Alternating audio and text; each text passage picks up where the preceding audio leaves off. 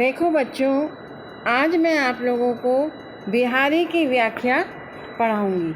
जैसे कि मैंने कल आप लोगों को बताया था कि किस प्रकार से बिहारी ने जो अपनी 7 व्याख्याएं की हैं, शुरू के 7 पद मैंने कल आपको बताया था। पहले मैं आप लोगों से थोड़ा सा एक बार फिर से आप लोगों को फीडबैक दूंगी कि जो दोहे मैंने आप लोगों को बिहारी के पढ़ाए थे, वो सबसे पहला दोहा आपका यही था कि मंगलाचरण के रूप में बिहारी किस प्रकार से राधा और श्री कृष्ण की वंदना करते हैं। और राधा की वंदना करते हुए वो हमें दिखाई देते हैं, जहाँ पे वो निश्चित रूप से कहते हैं कि मेरी बहु बाधा हरो राधा नागरी सोए, जातन की झाई परत श्याम हरित दुति होए। तो ऐसी राधा के प्रति बिहारी जो हैं वो अपना प्रणाम निवेदन कर रहे हैं। ये बात मैंने आपको बताई थी। और इस प्रकार से उन्होंने बताया था कि किस प्रकार से श्याम वर्ण वाले श्री कृष्ण गौण वर्ण वाली राधा के शरीर के प्रतिबिंब के पड़ने से ही जो है वो हरे वर्ण वाले दृष्टिगोचर होते हैं। इसी प्रकार से नीकी दया ना कनी फीकी पड़ी गुहारी तजो मनो तारक बिरत बारन बार नहार तारी।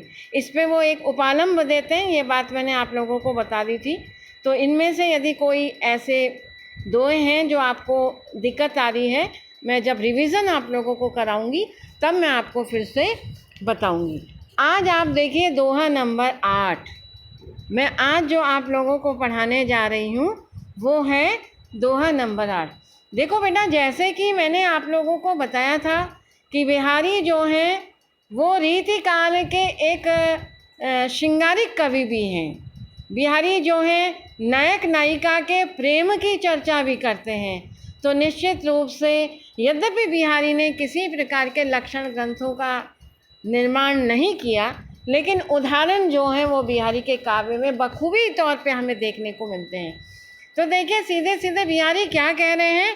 और बिहारी कह रहे हैं कि वो जो चर्चा कर रहे हैं वो कह रहे हैं कि नेहु न नैनन को कछु उपजी बड़ी बलाय, नीर भरे नित प्रति रहे तऊ ना प्यास बुझाए।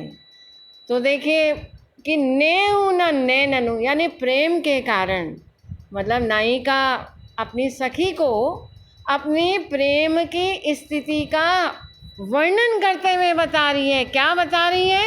वो बता रही है कि नेहु न नैन को कछु उपजी बड़ी बलाय। न जाने क्या हो गया है मेरे नेत्रों को। नेहु न नैननु यानी कोई स्नेह नहीं हुआ है।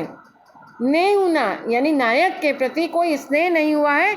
नैनन को मेरे नेत्रों की ऐसी विचित्र स्थिति हो गई है कि स्नेह के कारण ना जाने कौन सा रोग उत्पन्न हो गया है। कछु उपजी बड़ी बला यानी कोई प्रेम रोग उत्पन्न हो गई, कोई बला उत्पन्न हो गई है। इसलिए नायिका क्या कह रही है? नायिका कह रही है नेहु न नैनन को कछु उपजी बड़ी बलाए। ना जाने हम क्या कहें कि हमारे नेत्रों को ना जाने क्या हो गया। हमारे नेत्रों को नेहु न कोई ऐसा स्नेह नहीं उत्पन्न हुआ है, कोई ऐसा प्रेम उत्पन्न नहीं हुआ है।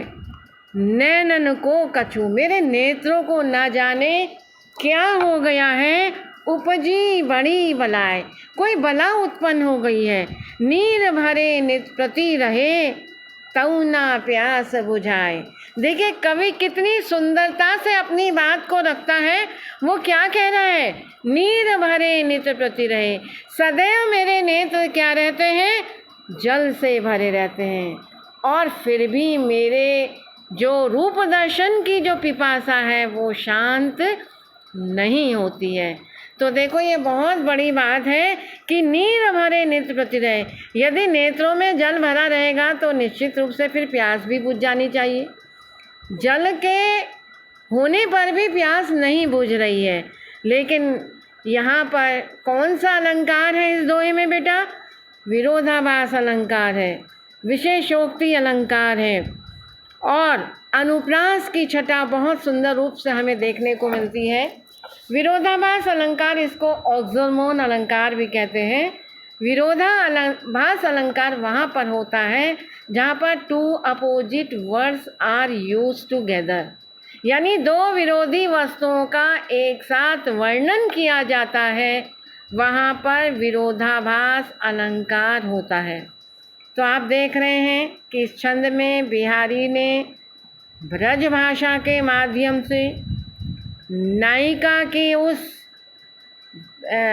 विरह में प्रेम रोग उत्पन्न हो जाने के कारण नायिका की स्थिति कैसी हो गई है कि नायक के रूप दर्शन के अभाव में उसकी जो रूप दर्शन की पिपासा है, जल के होने पर भी, नेत्र में आंसू रूपी जल के होने पर भी वो पिपासा शांत नहीं होती। इसीलिए नायिका कह रही है अपनी सखी से, नेहुना, ना जाने मेरे नेत्रों को कौन सा रोग लग गया, नैननु को कछु, मेरे नेत्रों में ना जाने क्या हो गया, उपजी बड़ी बलाय, बलाय मतलब कोई रोग उत्पन्न हो गया मेरे नेत्रों में, ना जाने क्या उत्पन्न हो गया। नीर भरे नित्य प्रति रहे, ये रात दिन आंसू रूपी जल से मेरे ये नेत्र क्या होते हैं, रात दिन आंसू रूपी जल से क्या होते हैं, भरे रहते हैं। तऊ ना प्यास बुझाए, लेकिन फिर भी क्या नहीं होती है, मेरे जो प्रियतम को देखने की जो रूप पिपासा है वो शांत नहीं होती। तो वैसे तो जल के अभाव में पिपासा शांत नहीं होती, लेकिन यहाँ पर नेत्रों में आंसू रूपी जल भी है, लेकिन उसके उपरांत भी नायिका की जो पिपासा है वो शांत नहीं हो पा रही। तो ये दोहा था और काव्यगत सौंदर्य को आप बहुत अच्छे ढंग से वर्णन कर सकते हो कि कवि ने बहुत ही सुंदर ढंग से विशेषोक्ति अलंकार है, अनुप्रास अलंकार, अनुप्रास देखिए, नेहु न नैननु, कितने सुंदर ढंग से यहाँ पर वर्णन है, नेहु न नैननु।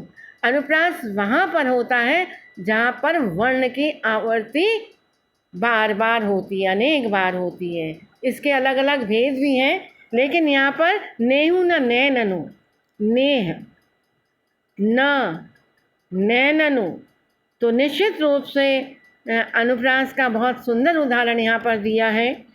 और विरोधाभास हमें दिख रहा है कि नीर भरे नित प्रति रहे, रात दिन जल से भरे रहते हैं, तऊना प्यास बुझाए, उसके बाद भी हमारी जो पिपासा है वो क्या नहीं हो रही है, शांत नहीं हो रही है।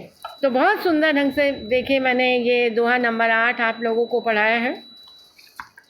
आपका जो छूट गया है आप पुराने वीडियो में उनको बराबर देखते रहिए, क्योंकि अभी तो ऐसा ही लग रहा है कि आप लोगों की ऑनलाइन क्लासेस होंगी।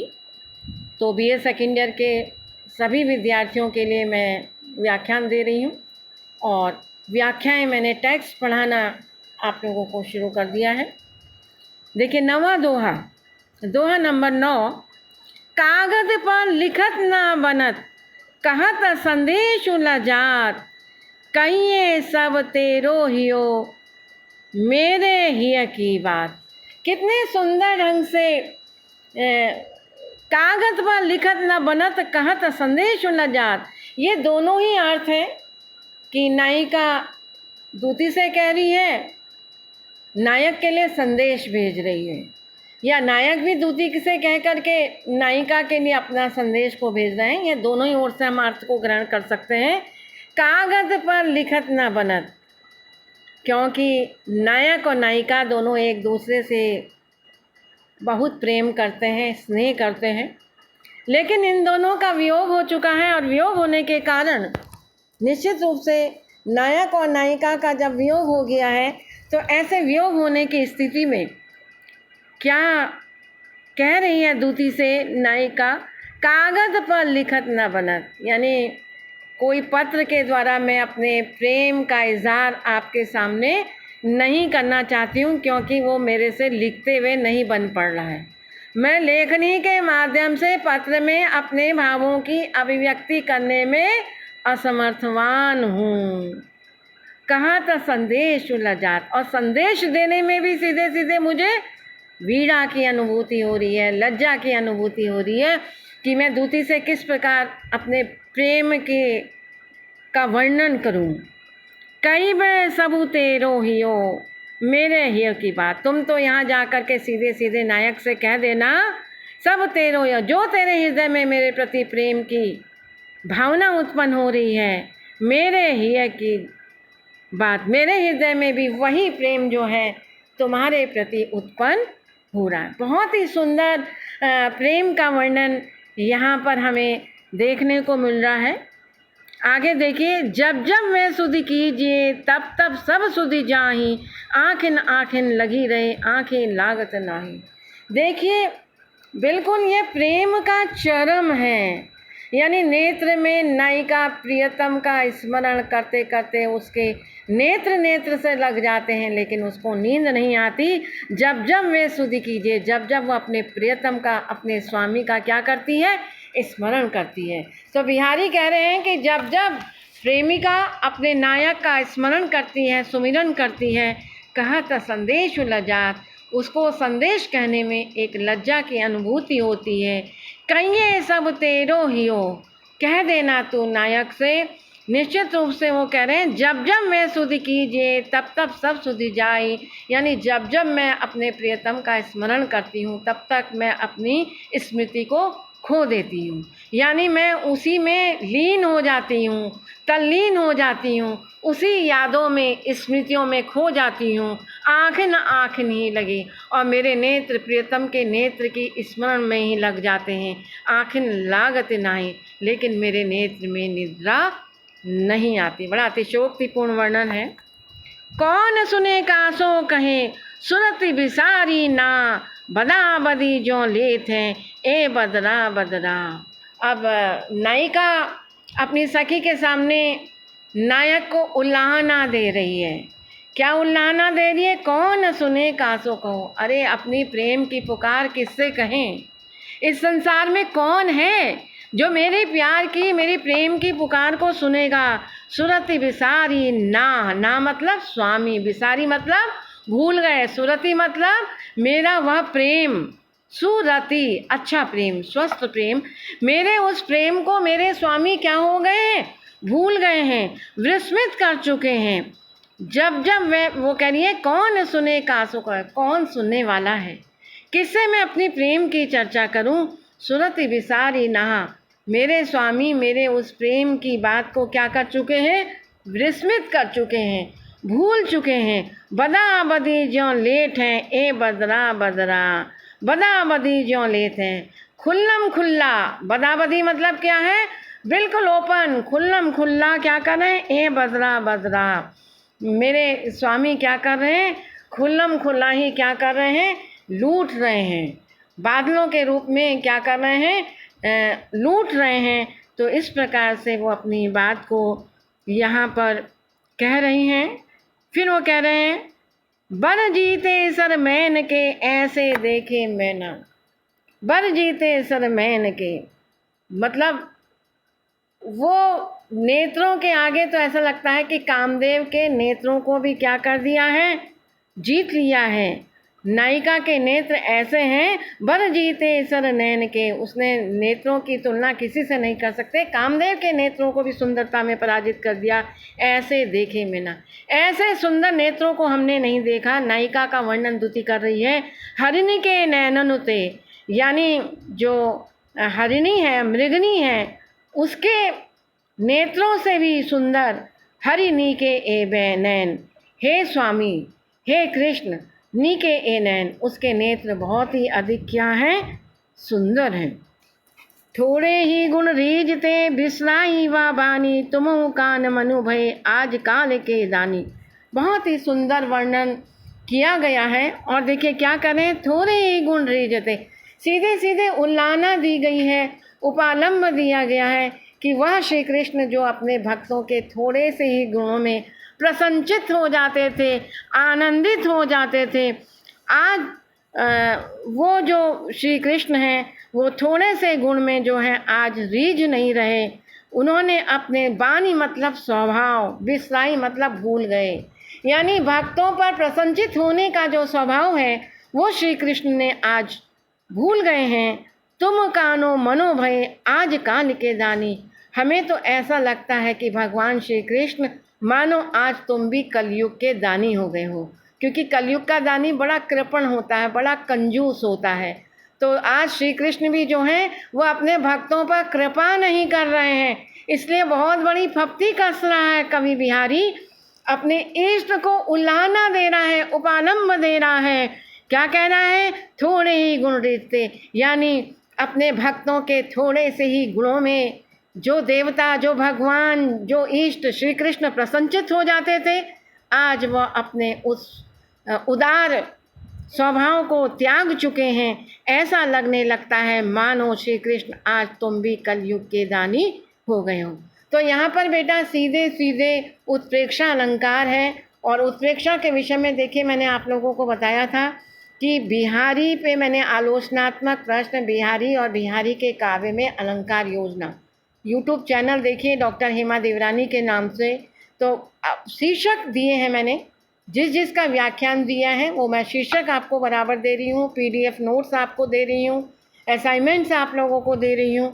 तो इसमें सीधे सीधे उत्प्रेक्षा अलंकार है। उत्प्रेक्षा अलंकार वहाँ होता है जहाँ उपमेय में उपमान की कल्पना की जाती है, उपमेय में उपमान का आरोपण किया जाता है, वहाँ उत्प्रेक्षा अलंकार होता है।